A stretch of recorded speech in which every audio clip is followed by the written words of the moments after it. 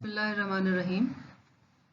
मैं डॉक्टर रूही इलियास आज आपसे मुखातिब हूँ और इंशाल्लाह आज हम रिकवरिंग फ्रॉम कोरोना वायरस क्या मराहिल हैं और किस तरह इससे आप नबरद आज़मा होते हैं, इसके मुताल्लिक़ हम आज गुफ्तगू करेंगे।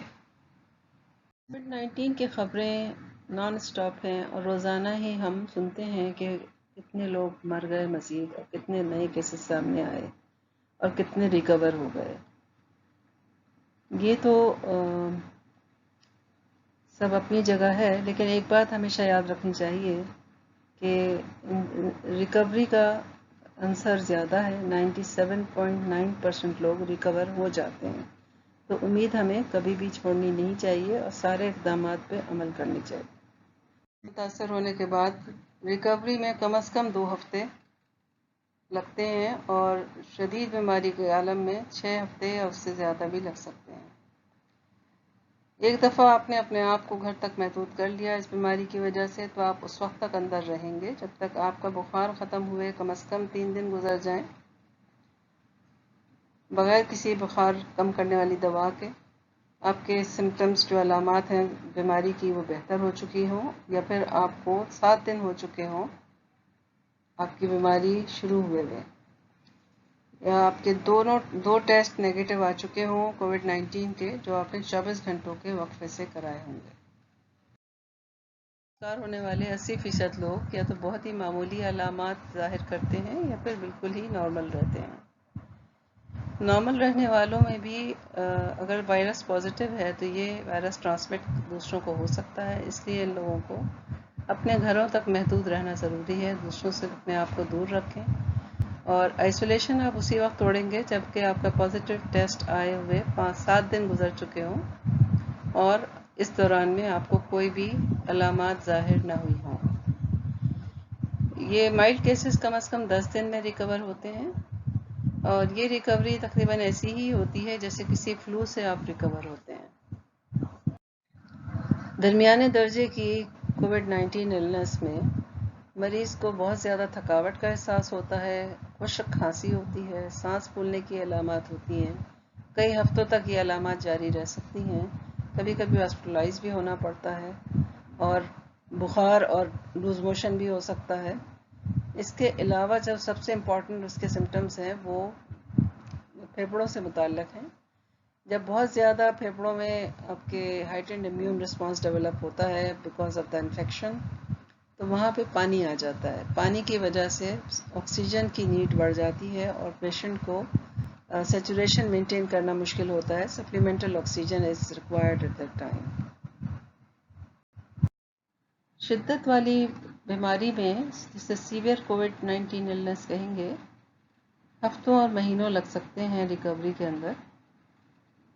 और अगर इस मौके पर मरीज़ को निमोनिया आ जाए, रेस्पिरेटरी सिम्टम्स क्योंकि ज़्यादा होते हैं, निमोनिया डेवलप कर जाए, फिर इम्यून सिस्टम जो एक्टिवेट होता है उसकी वजह से ARDS डेवलप करे patient, acute respiratory distress syndrome, तो उसकी वजह से लंग में ज़्यादा डैमेज और नुकसान का अंदेशा है और रेस्पिरेटरी फेलियर भी हो सकता है, यानी सांस लेने में दिक्कत बहुत बढ़ सकती है। ये मरीज़ उमूमन वेंटिलेटर पे भी जा सकते हैं।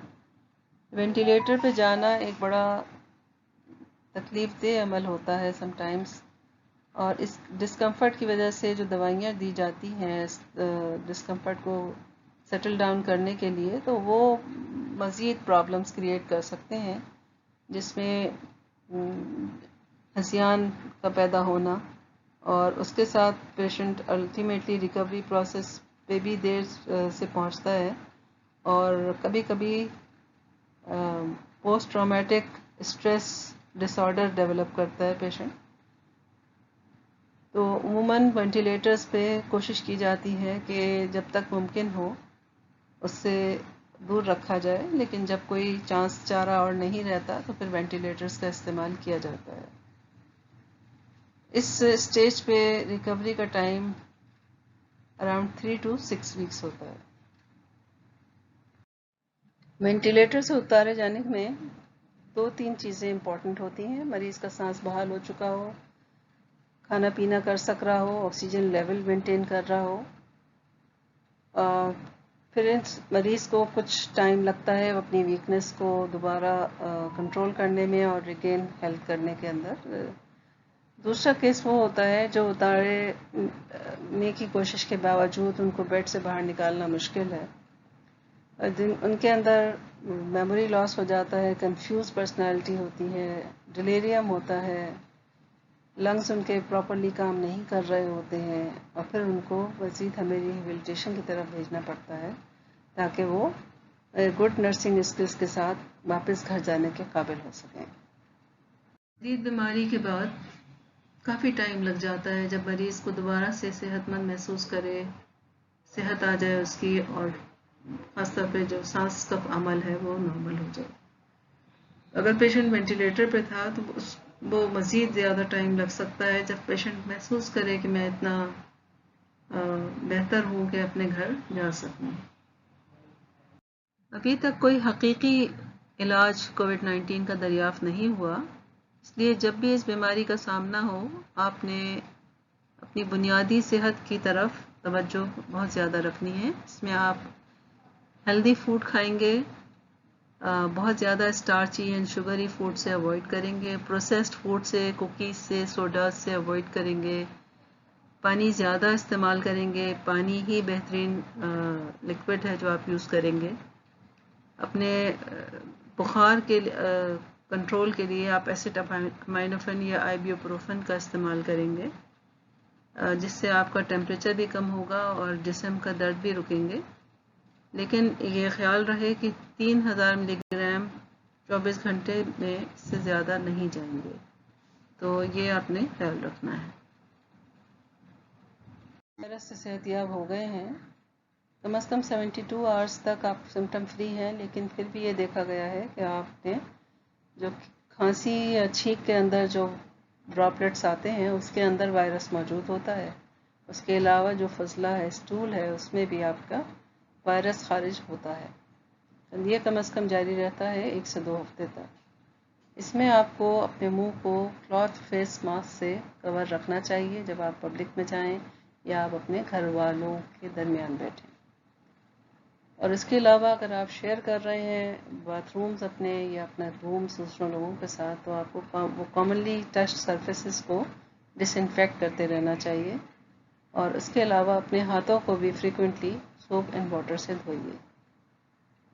لانگ ٹرم سائیڈ ایفیکٹس کووڈ-19 کے ایک تو لنگس کی ڈیمیج ہے، جس کی وجہ سے کانسیکوینس یہ ہوتا ہے کہ پیشنٹ جنرلی لنگس کے سمٹمز شو کرتا ہے. اور اس کے علاوہ جو سیکنڈری ڈیولپمنٹ ہے وہ کارڈیو مایوپیتھی ہے. دیٹ از دیکھا گیا ہے کئی ہفتوں کے بعد جب آپ ریکور ہو چکے ہوتے ہیں، اس کے بعد کارڈیو مایوپیتھی کا مطلب ہے کہ دل کے پٹھوں میں کمزوری آ جانا. تو دل کے پٹھوں میں کمزوری آ جانا ایک نئے سمٹمز کمپلیکس کو کھولتا ہے جو ہارٹ کی طرف ہوتا ہے. تو this is also very alarming situation. Reinfection with کووڈ-19 ابھی ہم یہ یقین سے نہیں کہہ سکتے کہ ایک دفعہ انفیکشن ہونے کے بعد کیا ہم دوبارہ اس انفیکشن کا شکار ہو سکتے ہیں. ہمارے اندر اتنا قوت مدافعت پیدا ہوئی ہے یا نہیں ہوئی ہے کہ کچھ عرصے کے لیے ہم اس سے بچ سکیں گے یا نہیں. تو فی الحال آپ ایسے ہی سمجھیں کہ جیسے ہمارے اندر کوئی قوت مدافعت نہیں آئی ہے، اور ہم پوری پروٹیکشن اور اپنا دھیان جس طرح کرنا چاہیے اسی طرح ہم ہر وقت کریں گے. بے شک کوئی گارنٹی نہیں ہے کہ یہ آپ کے اوپر کام کرے گا، لیکن پھر بھی یہ ایکسپیریمنٹ ہے اور ٹرائی کرنے میں کوئی بھی حرج نہیں ہے. پیشنٹ کا جو پلازما ہوتا ہے اس کے اندر وہ antibodies against corona virus develop ہو چکی ہوتی ہیں جو مریض کو قوت مدافعت دیتی ہیں. تو وہ مریض جو ابھی لڑ رہے ہیں اپنے کورونا وائرس کی بیماری سے، تو ان لوگوں کو اگر یہ ہم ٹرانسفیوز کر دیں، ان کو بنی بنائی اینٹی باڈیز مل جاتی ہیں and that help in combating that disease, اور اس کے بعد جو ہے پیشنٹ جلدی ریکور ہو جاتے ہیں. یہ پراپر ٹیسٹنگ کے بعد ہی ٹرانسفیوز کیا جاتا ہے، کیونکہ اگر پراپر ٹیسٹنگ نہ ہو تو یہ الرجک ریئیکشنز کاز کر سکتا ہے، جو سیویئر لیول پہ جا کے انافائلیکٹک شاک بھی پروڈیوس کر سکتا ہے. تو ہمیشہ اس کو پراپر ٹیسٹنگ کے بعد ہی یوز کیا جاتا ہے. بخار کی صورت میں جب آپ کووڈ-19 ٹیسٹ کراتے ہیں کے لیے ٹیسٹ کرواتے ہیں تو کورونا ٹیسٹنگ کے لیے آپ وائرل ٹیسٹنگ کرائیں گے. اس کے اندر اگر وہ پازیٹیو آتا ہے آپ کا تو اس کا مطلب یہ ہے کہ آپ انفیکٹڈ ہیں اور آپ کو اپنے گھر میں ایک الگ کمرے میں رہنا چاہیے اور دوسرے لوگوں سے فاصلہ رکھیں. کورونا ٹیسٹ آپ نے کروایا اور یہ نیگیٹو آیا ہے، بخار تھا لیکن ٹیسٹ نیگیٹو آیا ہے، تو آپ کو انفیکشن نہیں ہے، لیکن آپ کو اس وقت وبا کی صورت میں جو احتیاطی تدابیر ہیں وہ اپنے اور دوسروں کے لیے اختیار کرنی چاہیے. بخار ختم ہونے کے 2 ہفتے کے بعد آپ نے ٹیسٹ کرایا ہے، اب آپ کا پازیٹیو آئی ہے اینٹی باڈی ٹیسٹنگ. اس کا مطلب یہی ہے کہ کووڈ-19 انفیکشن تھا جس نے اینٹی باڈیز ڈیولپ کی ہیں آپ کے جسم میں. آپ کو اپنی احتیاط جاری رکھنی ہوگی، دوسروں کو بھی ماسک پہننا، فاصلہ رکھنا، سوپ اینڈ واٹر سے اپنے ہاتھ دھونے، یہ سب جاری رکھنا ہوگا. ٹیسٹ نیگیٹو آیا ہے، مطلب یہ ہے کہ آپ کو پہلے نہیں تھا انفیکشن، اور ابھی اگر انفیکشن ہے تو آپ نے اس کے خلاف اینٹی باڈیز ابھی ڈیولپ نہیں کی. اس میں بھی آپ کو اپنے اور دوسروں کے بچاؤ کے لیے احتیاط کرنی چاہیے. پازیٹیو ہے، اینٹی باڈی ٹیسٹ بھی پازیٹیو ہے، تو اس کا یہ مطلب ہوگا کہ آپ کو ایک ایکٹیو انفیکشن ہے اور آپ دوسروں کو یہ انفیکشن لگا سکتے ہیں. تو ریکمنڈیشن یہ ہے کہ stay home and follow CDC guidelines for prevention and taking steps to prevent others.